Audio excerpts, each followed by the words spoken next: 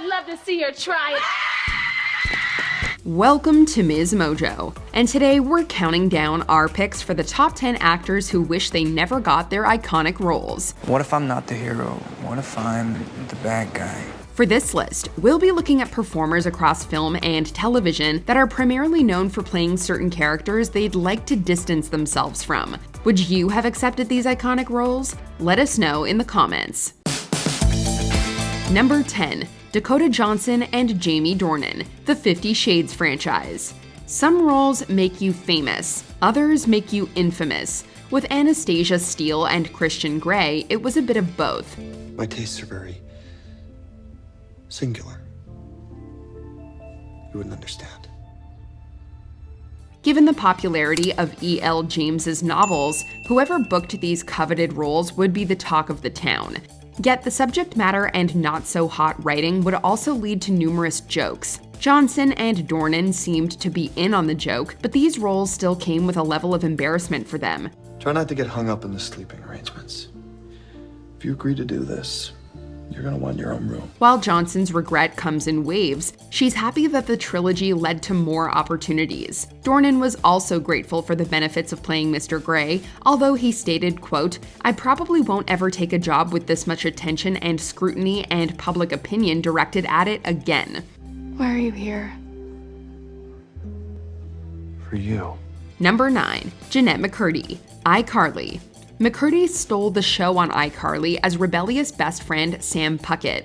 Behind the scenes, though, McCurdy knew at a young age that she didn't want to act anymore. It was her mother who was determined to make McCurdy a star. Why have you been acting all weird since the party? It's no big deal, just forget about it. For McCurdy, the best thing to come out of iCarly was probably her friendship with co-star Miranda Cosgrove, which lasted beyond the show's conclusion. She wasn't as close with Ariana Grande on the spinoff Sam and Cat, which McCurdy was glad to see end after a season. Who's Nora? She's that insane chick that kidnapped me. McCurdy was also glad when her mom died, inspiring the title of her memoir. Cosgrove asked McCurdy if she'd like to appear on the iCarly revival, but she'd rather leave her acting career in the past. I don't need a partner, I need Sam.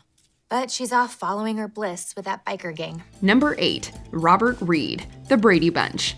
The Brady Bunch is a perennial comfort food sitcom where any conflict could be resolved in roughly 25 minutes. In reality, Robert Reed wasn't as chipper as family patriarch Mike Brady. Oh, look, boys, I love you and I love Tiger too, but we are not taking a dog to a wedding. The Shakespearean-trained thespian thought a lighthearted sitcom was beneath him, but the money was too good to pass up. Reed tried taking the series in a more grounded direction, frequently clashing with creator Sherwood Schwartz to no avail. Oh, gee, I'm glad you cleared that up. As long as you're smart enough to know what it means. Things got so confrontational between them that Schwartz likely would have replaced Reed had the show gotten a 6th season. While Reed wasn't a fan of the character or the show, he would develop close bonds with his Brady co-stars, which might explain why he kept returning for the reunion specials and films. Sometimes when you make a deal and it turns out badly, the best thing to do is to get out of it. Number 7. Zac Efron, the High School Musical franchise. Troy Bolton put Zac Efron on the map, turning him into an overnight teen heartthrob. I gotta get my head in the game. Looking back on High School Musical more than a decade later, Efron admitted that he'd like to beat up his former Disney Channel self. For a period, a lot of people just saw him as the High School Musical kid, and Efron couldn't help but understand where they were coming from. After finishing the first film, Efron told others that this wasn't what he wanted to do. Always a wildcat. Even after graduating to more adult roles, he found it hard to shake off Troy Bolton and didn't hesitate to make fun of the franchise. If only there was a way that Efron could be 17 again, he might have done things differently. Number 6. Kate Winslet, Titanic. Titanic became the highest-grossing movie of its time and tied the record for the most Oscar nominations, which included Kate Winslet's Best Actress nod for playing Rose DeWitt Bukater. Like Rose, however, Winslet faced some struggles behind all the glamour. Don't presume to tell me what I will and will not do. You don't know me. It's not so much that she regrets accepting the role. Rather, Winslet regrets how she played Rose. Revisiting her performance, Winslet rolled her eyes at many of her decisions. She was especially critical of her American accent, which she described as, quote, awful. And even my American accent, I look at it and I'm like, oh my God, I can't even listen to myself. It's awful. While Winslet wishes that she could do a retake, she acknowledges a lot of good came from Titanic, including her enduring friendship with Leonardo DiCaprio. It also established a working relationship with James Cameron, who'd re-team with Winslet for another water movie. I will never let go, Jack. Number 5. Robert Pattinson, the Twilight franchise. Twilight is a franchise that people either love or hate with a passion. Leading up to the release of Breaking Dawn Part 1, Robert Pattinson opened up about his true feelings regarding playing Edward Cullen. I'm just trying to figure you out. You're very difficult for me to read. In a Vanity Fair interview, he confessed that it was, quote, weird being part of something that he didn't particularly like. In another interview, Pattinson candidly said that if he was just a casual viewer watching Twilight, he'd, quote, mindlessly hate it. You just don't belong in my world, Bella. Pattinson managed to grow out of the Edward role with parts in other blockbusters and critical darlings. Although Pattinson doesn't seem eager to ever play Edward again, he did defend the franchise in 2022. It wasn't the highest praise, but the actor said that making fun of Twilight was, quote, so 2010. Or not. Number 4. George Reeves, Adventures of Superman. Nowadays, almost every A-lister embraces the opportunity to play a superhero. At one point, though, this was considered a potential career killer.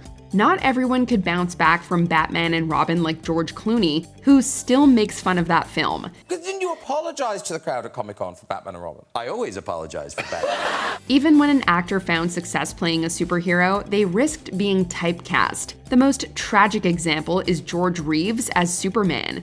See something? Yes.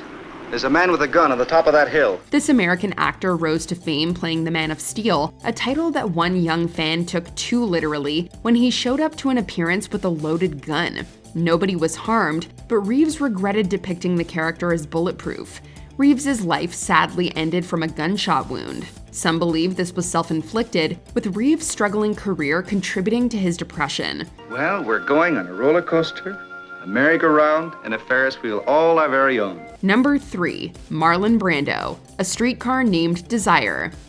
Before he was a silver screen star, the stage was Marlon Brando's stomping ground, and nobody could play Stanley Kowalski with the raw intensity he brought to the role. Hey,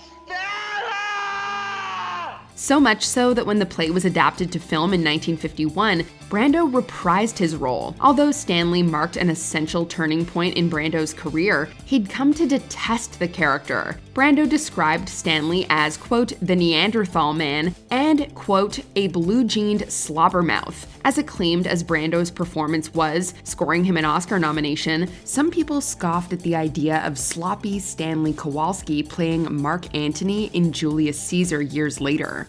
I come to bury Caesar, not to praise him. Brando proved his range, but it was difficult to disassociate him from Mr. Kowalski, especially since he shared some similarities to the character. Reign forever. Number 2.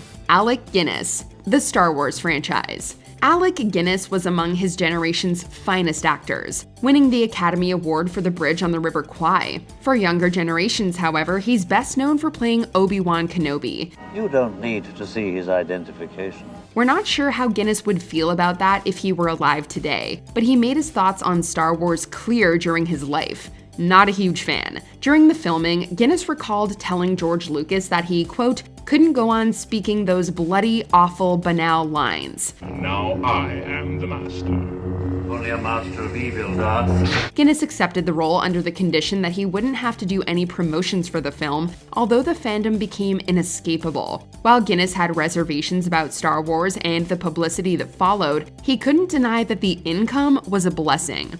And it's made more money than any other movie ever made. So I'm told. And yes. You've got yourself thought of the action. Before we continue, be sure to subscribe to our channel and ring the bell to get notified about our latest videos. You have the option to be notified for occasional videos or all of them. If you're on your phone, make sure you go into your settings and switch on notifications. Number 1. Christopher Plummer, The Sound of Music. The Sound of Music is one of the most joyous films ever made. We can't imagine anyone not being charmed by this timeless musical, except maybe Captain Von Trapp himself. Come out of that water at once! Well, not the real-life Captain Von Trapp. We mean actor Christopher Plummer, who notoriously called the film, quote, so awful and sentimental and gooey. Plummer didn't think highly of his character either, finding him boring and even comparing him to a dead horse.